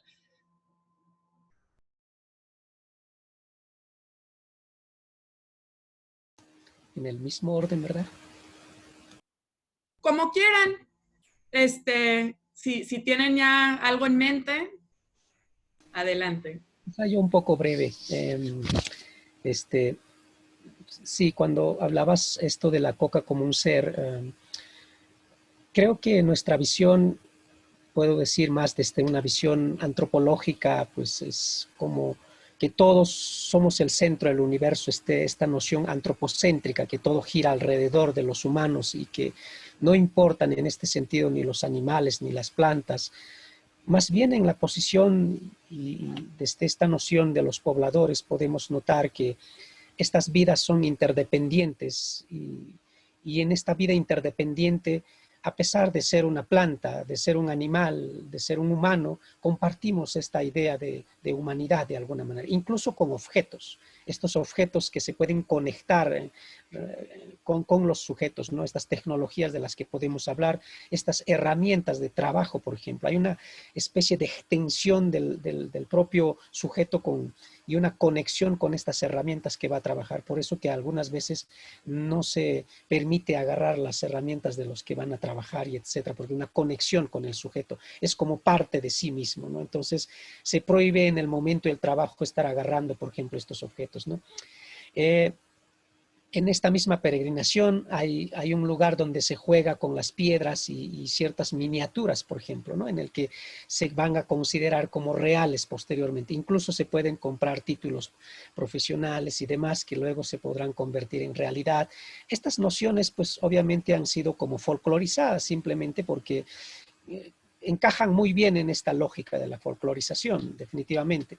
Pero lo importante cuando uno conversa, cuando uno es peregrino, y comparte estas prácticas, nota esta diferencia, ¿no? Y te dicen, esto es real, esto me pasó. Sentí que alguien, cuando estaba bajando a punto de caerme, noté que alguien me sostenía de la parte de abajo, ¿no? ¿Cómo hablar de todo esto si nunca hemos sido parte de ello? Y este es algo que conecta un poco con esta antropología emocional, hablar de nuestras emociones y las cosas que vivimos. No podemos hacerlo si no hemos experimentado de alguna manera esa práctica y creemos que desde afuera podemos decir, no, pues se trata simplemente de creencias que tienen los pueblos. Y en ese sentido, pues las plantas en los Andes, por ejemplo, todavía en algunos lugares se las cuida, hay una crianza mutua en el que no solamente el humano cría las plantas, sino también las plantas nos crían, nos alimentan, no solamente la tierra que trabajamos es alguien que nos cría y nos dota de alimentos, sino también tenemos que criarla, hay una relación interdependiente en este sentido y por eso se comparte esta manera de cómo convivir o convivir, podríamos decir, con estas entidades, ¿no? Por eso que la papa, el maíz, o como se llama también mamasara, la madre maíz, ¿no? Que va de alguna otra manera tener también como esta noción de lo humano, ¿no? Entonces importa mucho aquí, y no es tanto de que si realmente va a ser humano o no, sino lo que importa es cómo se entiende a alguien. Tenemos que entenderla a alguien como nosotros, como estos sujetos que sienten, lloran. Yo recuerdo a mi madre decirme en momentos cuando era niño, veíamos semillas en el camino y ella recogía y decía, esta semilla llora, nunca hay que dejarla, hay que llevarla a la casa, ¿no? Entonces, las semillas lloran, así como también cuando son capaces luego de dar de alimento, de dar de comida, como una madre que protege a sus hijos también, ¿no? Y entonces por eso que los pobladores en muchos lugares pues hacen como una especie de fiesta en este momento de la floración, y a veces el carnaval se vincula un poco con esta manera de cómo se celebra, por ejemplo, los cultivos, ¿no? Igual podríamos hablar también de otros objetos también que tienen, y de animales igual, que es otro tema también interesante en ese sentido. Pues obviamente la coca y el cigarro, pues y la coca fundamentalmente, como les he mostrado en las imágenes, no solamente se utilizan para hacer estas ofrendas para las entidades no humanas como el Apu, la Pachamama, las lagunas y manantiales y demás, sino también para hacer tratamientos de sanación. En casi todo en estos tratamientos de sanación va a utilizarse la hoja de coca, ¿no? Definitivamente es fundamental y es algo importante en ese sentido y casi siempre va a acompañar, ¿no? Y la coca va a estar ahí, a más de conectar, por ejemplo, a los sujetos con otros sujetos. Esto también es sumamente importante y la jalpa en sí. Quizá este asunto más bien de cómo ahora se persigue a los productores de la hoja de coca, se quiere erradicar realmente la producción de la hoja de coca y sobre todo sin pensar quizás en estas nociones y los usos que tiene para las comunidades, porque si bien es cierto con esta lógica de que la coca es droga, pues son tantos los pobladores que mascan la hoja de coca y seguro que los andinos estamos totalmente drogados.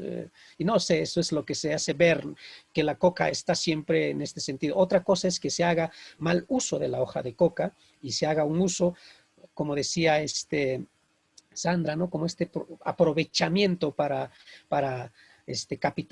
los capitalistas que se mueven en estos negocios turbios, podríamos decir.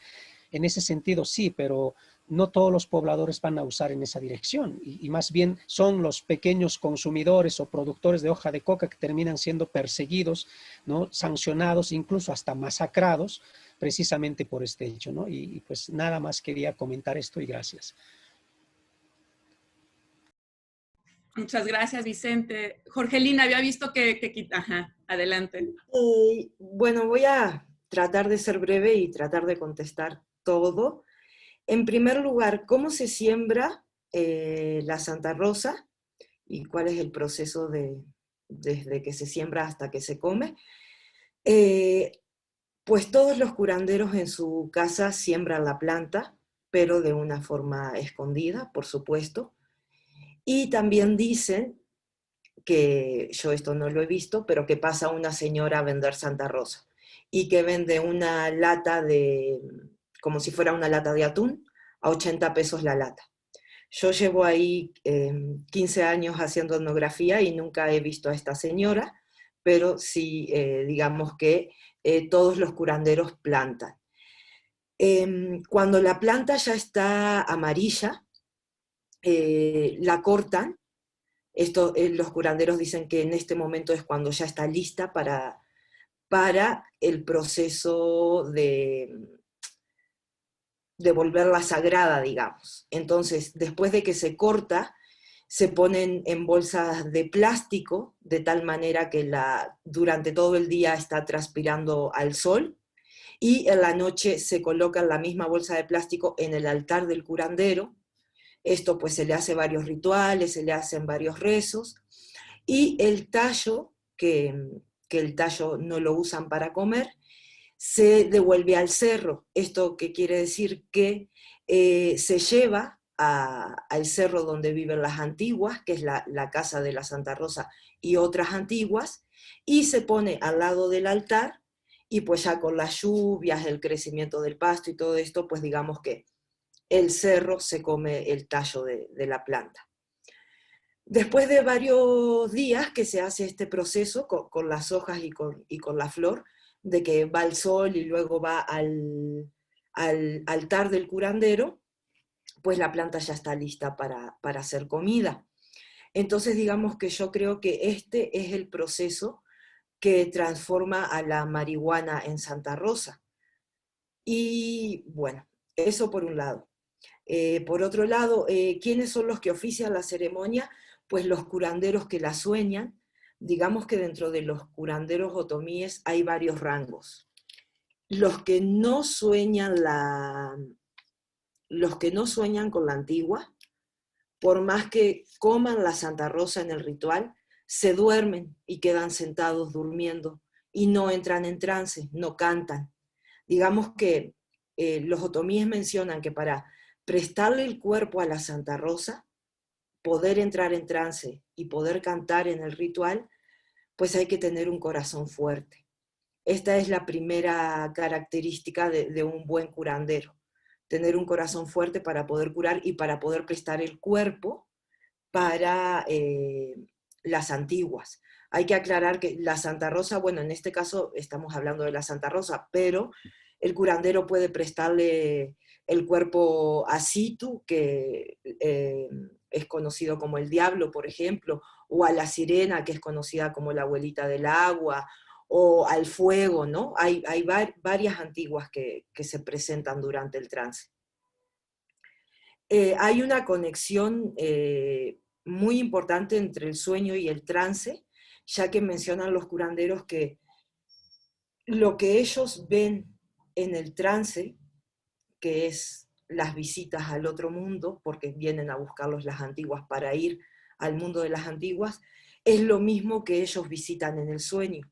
Entonces, en este sentido, el sueño es real.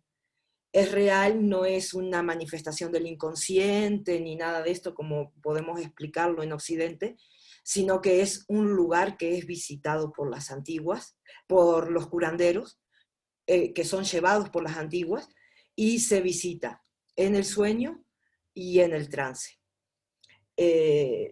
Pues realmente hay muchos relatos, ¿no?, a lo largo de la etnografía que narran cómo es este lugar de las antiguas, ¿no?, y que es equiparado a los cerros, a las cuevas, pues sí, a toda la geografía sagrada de la comunidad.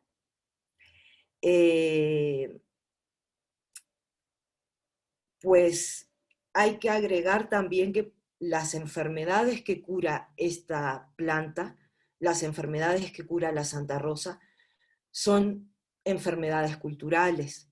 Pues el mal de ojo, el mal aire, el espanto, la locura también, pero la locura tiene otra connotación. No podría ser traducido el sentido que tienen los otomíes de de locura con el sentido que tenemos en Occidente de locura. Iba a preguntar eso, ¿no? Que si la misma idea de locura se entiende de forma distinta. Sí, no, para los otomíes la locura es algo que se puede adquirir por brujería, o sea, te la envían, no es un padecimiento interno, digamos, que sino la causa es externa. Y aparte, pues también hay que decir que pues me ha tocado ver, por ejemplo, el típico, pues sí, el loco de la comunidad, pero Occidente es la única cultura que tiene lugares específicos para encerrar a los locos. En la comunidad otomí, los locos son funcionales, están conectados a la comunidad, tienen tareas, no están ahí como fuera, ni tienen por qué ser encerrados. De hecho, el trabajo del curandero, en un principio, en los sueños iniciáticos, es confundido con locura hasta que el curandero empieza a curar y la comunidad dice, no está loco, es curandero. Pero no hay esta estigmatización hacia la locura que tenemos en Occidente. No. En cuanto a cuáles son los desafíos de la Santa Rosa en la despenalización, pues yo creo que sería muy importante entender que es un uso cultural y no, digamos, las cantidades de usos en el ritual hasta tendrían que ser también obviadas por la ley, porque pues no pertenece a esta ley que nos están diciendo que son los 28 gramos o los tantos gramos, o sea, eso en un uso ritual no se puede medir. Entonces yo creo que cada curandero o tendría que tener un permiso de cultivo y portación de la planta que no pertenezca a la ley para la recreación, porque estamos hablando de otra cosa, o que se deje de plano pues el libre uso para las personas que sueñan la planta, ¿no? Porque, por ejemplo, ha tocado que el curandero sueña la Santa Rosa y la Santa Rosa le pide que la lleven a Chalma. Entonces sale el curandero, se cruza toda la Sierra de México con la Santa Rosa, y si lo para la policía, pues el curandero que le va a decir es que la planta me habla y me pidió que la lleve a Chalma. O sea, no hay ni siquiera un entendimiento, aunque se legalice el cannabis, va a pasar un tiempo para que se despenalice esto en la cultura, ¿no? Porque esto pertenece a una historia mexicana que hasta lo vemos hoy en día con las parteras. Las parteras no pueden trabajar en la sierra. Hay un tabú hacia todo lo que tenga que ver medicina tradicional, porque en México curar y ser indígena es un delito, por más que haya 1000 usos culturales. De la Santa Rosa, las parteras, los sobadores, los hueseros, y infinidad de prácticas que conforman la medicina tradicional mexicana que son un tabú. Y también este discurso que nos dice que la Santa Rosa no es marihuana, pues también pertenece a un contexto histórico y territorial desde la historia mexicana hasta el narco en México. Entonces, pues también no se puede decir abiertamente que es una planta ilegal hasta ahora, ¿no? Esperemos a ver cómo va el rumbo de esto, de este simulacro que estamos viviendo ahora de la legalización. Y con respecto a las diferencias que preguntaba Sandra sobre fumar y comer la flor, pues esto de comer la flor también pertenece a una historia que viene desde la época prehispánica en México, que lo vemos en muchas culturas, no solamente en la otomí. En el caso de las flores divinas, las flores sagradas, las flores que curan, las flores que se comen. Yo he querido preguntar, he preguntado durante años cómo llegó la Santa Rosa al mundo otomí, desde cuándo se empezó a usar la planta en este contexto ritual que es prehispánico, porque el costumbre pues se viene haciendo desde la época prehispánica.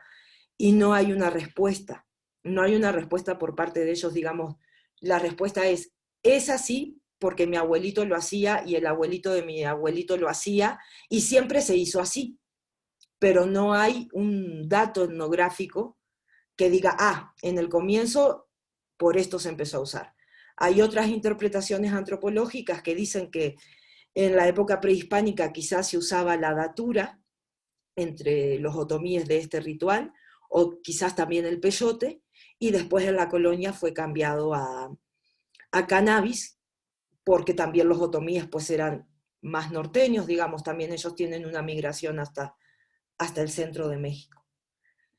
Espero haber contestado todo y bueno, si no, ahorita. No, súper bien. Es que da para mucho, para mucho.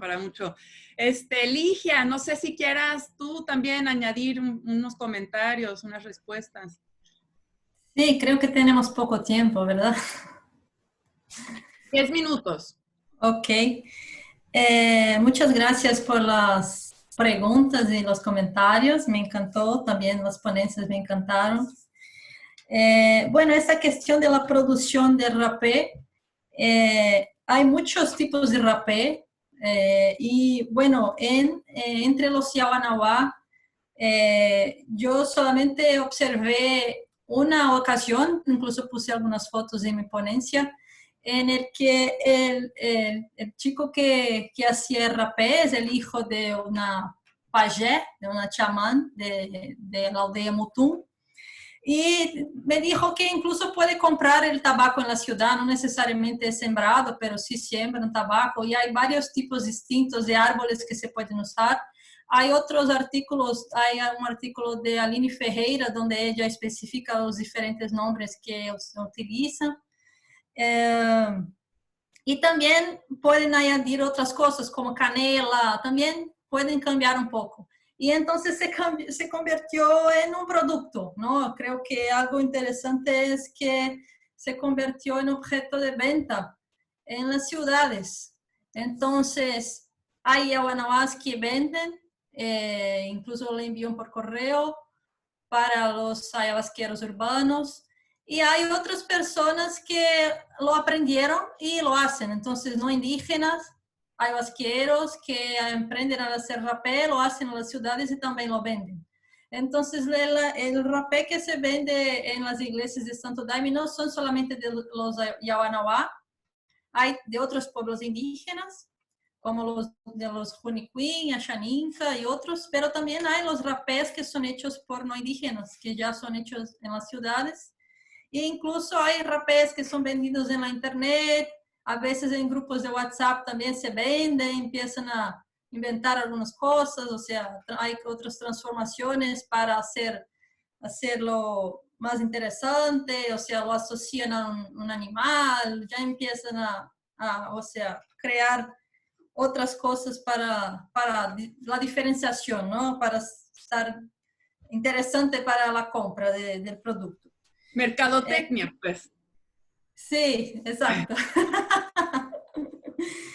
Y bueno, esta cuestión de la terapeutización que ustedes hablaron, es interesante porque, bueno, el dirigente de la iglesia donde hice trabajo de campo es psicólogo, entonces, y también estamos en la ciudad, entonces hay varias concepciones de qué es terapia, y realmente el uso de rapé y este grupo que mencioné, y Sandra Goulart dijo, ¿no? El grupo Santas Dietas, empezó con una concepción para crear nuevos controles del uso de rapé, pero tenía una concepción interesante como si fuera casi como un grupo de tratamiento de dependientes. Entonces, y haciendo traducciones en relación a las dietas Yawanawá, que son cuestiones que no hablé aquí, pero las dietas Yawanawá como una forma de producción de saberes Yawanawá empiezan a ser traducidas. Entonces, por ejemplo, en este grupo Santas Dietas, a lo largo de los 5 días de la semana no se podía comer azúcar, que es algo que no se come a lo largo de las dietas de los Yawanawá cuando hacen dietas de otras plantas, como del mucá, por ejemplo. Entonces empiezan a tener otras concepciones, ¿no? de terapeutización. El propio azúcar se convierte en algo que causa dependencia. Y el uso del propio rapé también puede ser algo que causa dependencia. Entonces se crea esa regla para no se consumir a lo largo de la semana y solo consumirlo en los fines de semana cuando hay trabajos, ¿no? Y es interesante estas diferencias, como dicen, ¿no? Estas diferencias ontológicas y epistemológicas, ¿no? de lo respecto a la cura. Porque, por ejemplo, para los Yawanawá, cuando usan el rapé para curar, es como inserir en el cuerpo de la persona un espíritu, y no solo el espíritu del rapé, pero otros espíritus de la floresta. La persona va a poner su intención para que vengan otros espíritus y que va a producir como una guerra entre espíritus y la transformación corporal. Entonces es una concepción bien diferente de lo que los daimistas están pensando, así veo, ¿no? Pero hay tránsitos ahí, hay, ¿cómo se dice?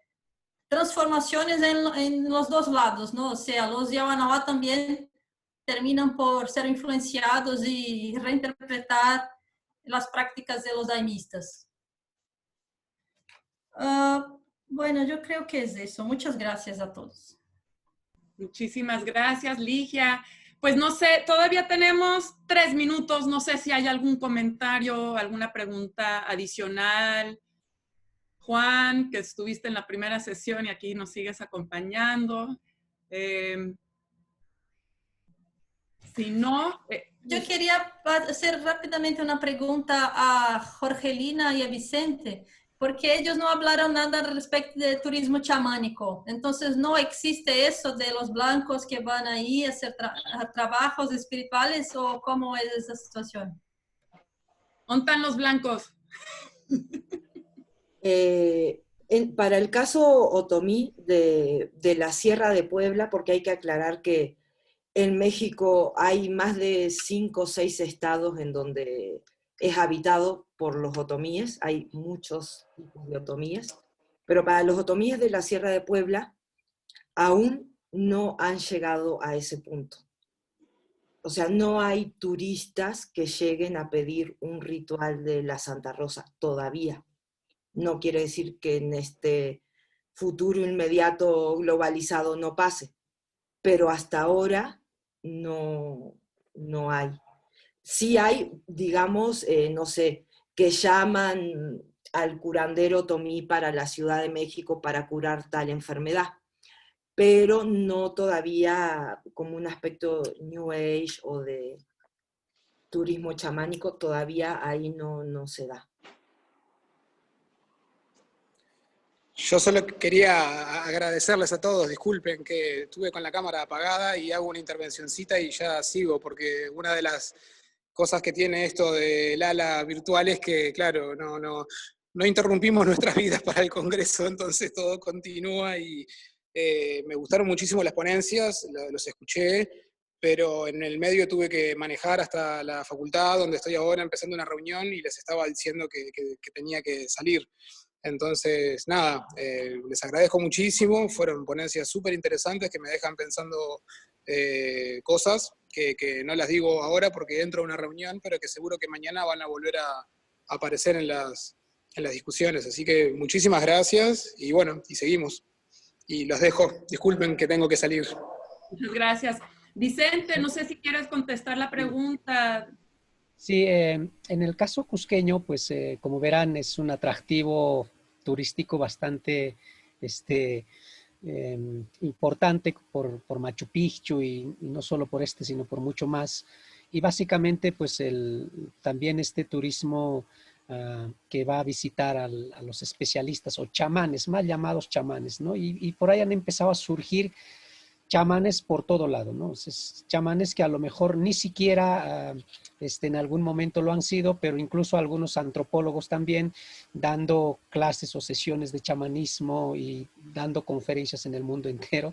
Esto es muy común, ¿no? Es algo que ha empezado a surgir y que sí tiene mucho que ver también con cómo de alguna otra manera se reinventan también estas prácticas y se sacan de ese escenario quizás más indígena, por decirlo, y que pues luego se reinventan ya como más urbano y especialistas que a lo mejor no conocen estas relaciones importantes que tienen para los especialistas opacos, como se los suele llamar en las comunidades, pues pueden reinventar estas prácticas, ¿no? Y mostrarles para el turismo y etcétera. Y de hecho que algunos hoteles, por ejemplo, contratan ya a ciertas personas que van a atender, por ejemplo, a estos especialistas haciendo estos rituales para la Pachamama y etcétera, ¿no? Y pues algunos tomando en serio, otros simplemente como una práctica quizá de teatralización. Pero hay otros que sí se han tomado en serio su papel y pues respetan estas prácticas de los pueblos, algunos incluso invitan también y ahora pues muchos de los pobladores en estas fechas de agosto, que es donde la Pachamama siente hambre, pues suelen venir muchos especialistas rituales de comunidades para ofrecer este servicio para los pobladores en la ciudad y pues muchos de los pobladores de la ciudad van a prestar este servicio, van a necesitar de este servicio de los especialistas rituales para hacer la ofrenda, por ejemplo, ¿no? Entonces, tanto el turismo por un lado, pero también la gente que vive en la ciudad va a requerir también de este servicio de estos especialistas, pero al mismo tiempo que hay otros que lo ven solamente de manera comercial, mientras que hay otros que sí están tomando su papel un poco más en serio y pues también innovando, respetando también las prácticas de alguna manera, ¿no? Entonces, tampoco es algo que no se pueda innovar realmente. Yo he escuchado en el ámbito urbano a los altomisas que antes normalmente se escuchaba que los altomisas, que quienes dialogaban con estas entidades no humanas como los Apu y la Pachamama, se daba solo en ámbitos rurales, pues ahora más bien se da en ámbitos más urbanos. Incluso pueden ser capaces de comunicarse a través del teléfono. O sea, estamos hablando de que el Apu y la Pachamama se pueden comunicar con los especialistas rituales por llamadas telefónicas. Son los que van a pedir también a través de los sueños, como decía Jorgelina, a través de los sueños, cómo se van a enterar de qué es lo que necesita, con qué les van a alimentar, ¿no? Entonces, se va innovando también las ofrendas que se hacen. Entonces, a través de los sueños se sabe qué está pidiendo la tierra, qué está pidiendo los Apu, ¿no? Entonces, de acuerdo a eso, van innovando las ofrendas, ¿no? Y van añadiendo dulces, galletas, cosas que anteriormente no se hacía, era con más productos de la zona y etcétera, ¿no? Entonces, esto va cambiando también, lo cual muestra que hay una capacidad de innovación constante entre los pobladores y también entre los que van a hacer uso de estas prácticas. Nada más esto, muchas gracias. Muchísimas gracias, Vicente. Pues ya con eso cerramos esta mesa.